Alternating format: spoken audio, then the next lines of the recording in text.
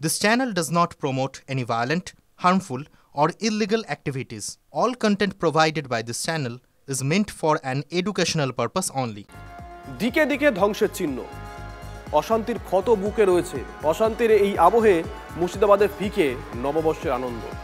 পুলিশের আশ্বাস, বাহিনী রুট মার্চ, তারপরেও বাসিন্দাদের ভয় কাটছে না। পরিস্থিতির কিছুটা উন্নতি হলেও এখনো আতঙ্ক রয়েছে চোখে মুখে। নতুন করে গন্ডগোলের খবর মেলেনি জঙ্গিপুর, ধুলিয়ান বা সুতিতে। ভালো খবর এটা। তবে ওই এলাকাগুলোতে ইন্টারনেট পরিষেবা এখনো বন্ধ। পুলিশ সূত্রে খবর, আপাতত মঙ্গলবার সন্ধে পর্যন্ত মুর্শিদাবাদের কয়েকটি এলাকায় ইন্টারনেট পরিষেবা বন্ধ রাখার সিদ্ধান্ত নেওয়া হয়েছে। ইতিমধ্যে গ্রেপ্তারির সংখ্যা 200 পেরিয়ে গেছে।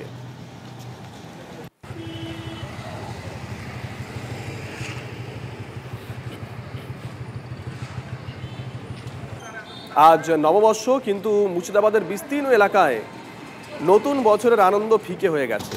পুলিশের আশ্বাস, বাহিনীর রুটমার্চ, কিন্তু তারপরেও বাসিন্দাদের মনের ভয়টা কাটছে না। পরিস্থিতির কিছুটা হলেও উন্নতি হয়েছে, কিন্তু এখনো আতঙ্ক রয়ে গেছে চোখে মুখে। এটা ঠিক যে নতুন করে গন্ডগোলের খবর কোনো জায়গা থেকে আসেনি, না জঙ্গিপুর থেকে, না ধুলিয়ান থেকে, না সুতি থেকে। তবে ওই এলাকাগুলোতে এখনো ইন্টারনেট পরিষেবা বন্ধ আছে। আর এই মুহূর্তে একটা বড় খবরের দিকে নজর রাখতেই হচ্ছে। শামসেরগঞ্জের রানীপুর জাফরাবাদে বাবা ছেলে খুনে গ্রেপ্তার 2। বড় খবর, শামসেরগঞ্জের রানীপুর জাফরাবাদে বাবা ছেলে খুনে গ্রেপ্তার 2। ডিটেল নেব, কৌশিক আমাদের সঙ্গে টেলিফোনে রয়েছেন, আমাদের সহকর্মী কৌশিক। কিন্তু যেটা পুলিশ সূত্রে জানা গেছে এবং পুলিশে জানিয়েছে যে জাফরাবাদে বাবা ছেলেকে খুনের ঘটনায় 2 জনকে গ্রেপ্তার করেছে। যে 2 জনকে গ্রেপ্তার করা হয়েছে তারা মূলত 2 ভাই, এবং এই 2 ভাই মিলেই খুন করেছে বলে পুলিশের পক্ষ থেকে জানানো হয়েছে এবং আজ তাদেরকে কোর্টে তোলা হবে।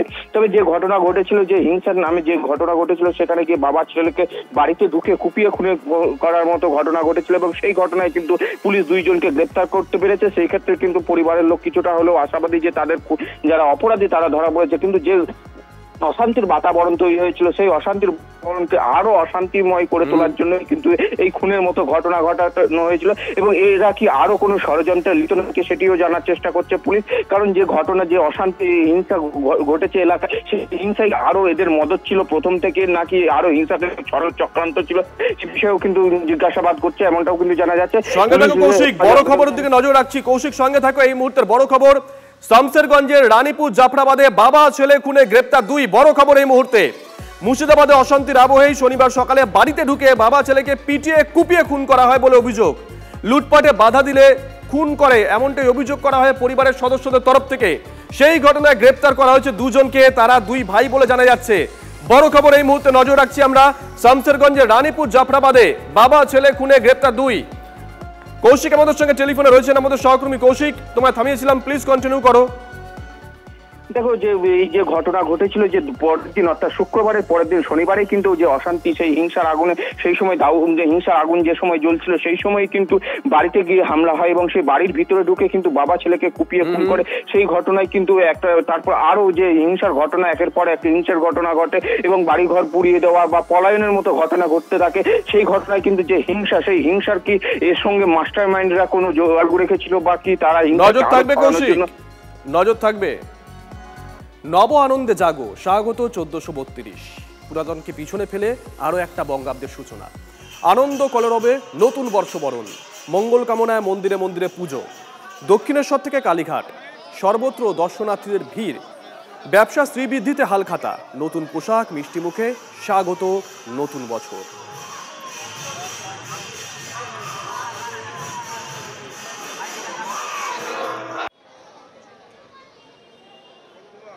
বছরের প্রতিটা দিন যেন ভালো কাটে, আর সেই শুভকামনায় বিভিন্ন জায়গায় বিভিন্ন মন্দিরে দেখা যাচ্ছে মানুষের ভিড়। কালীঘাটও তার মধ্যে অন্যতম। সকাল থেকেই পয়লা বৈশাখে দেখা যাচ্ছে প্রচুর মানুষ আসছেন, কেউ পরিবারের শুভকামনায়, কেউ দোকানের হালখাতা করার জন্য। ঘাটে পুজো মানে আগে দোকানেই হতো, এখন একটু অসুবিধার জন্য কালীঘাটে পুজো দিয়ে তারপরে দোকানে বসানো হয়, তারপরে যেরকম হালখাতা হয় বিকালে, সেই হিসাবে। আমাদের দক্ষিণেশ্বরেও তো স্কাই ওয়ার্ক আছে, সেখান দিয়ে আসি। বরঞ্চ নিচে দিয়ে আসতে একটা ক্রসিং আছে, যে ক্রসিংটা পার হতে গেলে একটু সময় লাগে, সেটা এখানটায় নেই, এই প্রবলেমটা নেই। স্বাভাবিকভাবেই এবছর যারা আসছেন তাদের কাছে বাড়তি পাওনা স্কাই ওয়াক। যারা আসছেন তারা মনে করছেন এই স্কাই ওয়াক হওয়ার ফলে তাদের কিছুটা হলেও সুবিধা হচ্ছে। আর যারা এবছর প্রথমবার আসছেন তাদের কাছে কালীঘাট একেবারে অন্য রূপে যেহেতু সামনে আসছে, তাদেরও যথেষ্টই ভালো লাগছে। সব মিলিয়ে বছরের প্রথম দিন কালীঘাটে মানুষের ভিড় চোখে পড়ার মতো। ক্যামেরায় দীপঙ্কর জানার সঙ্গে সুশোভন ভট্টাচার্য, TV9 বাংলা। আর বছরের এই প্রথম দিনেই কিন্তু ভক্তের ভিড় তারাপীঠ মন্দির চত্বরে।